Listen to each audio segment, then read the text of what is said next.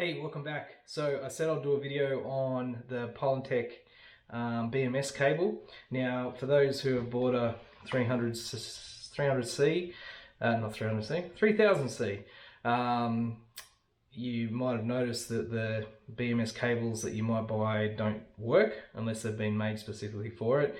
Now, there's nothing that actually says it, and I unfortunately, spent 35 bucks on a BMS cable for my MPP Solar MGX 5048, and it doesn't work.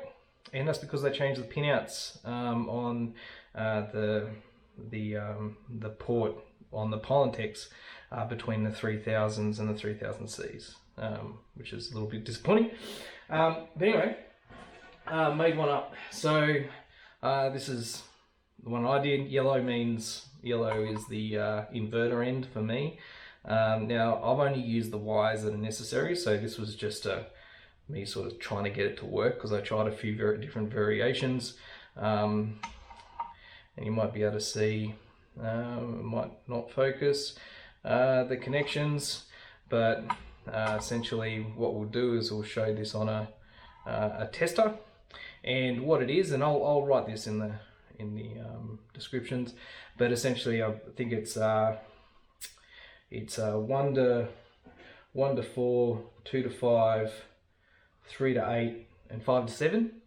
I think it is the pins.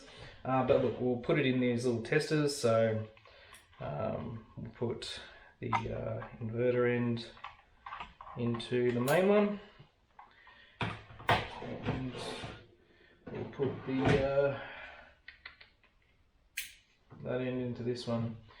So if this is all working correctly, we should see these go. You can see the different pins there. So we've got 1, 2 on this end anyway. We've got 1, 2, 3, 5. 1, 2, 3, 5. Yeah.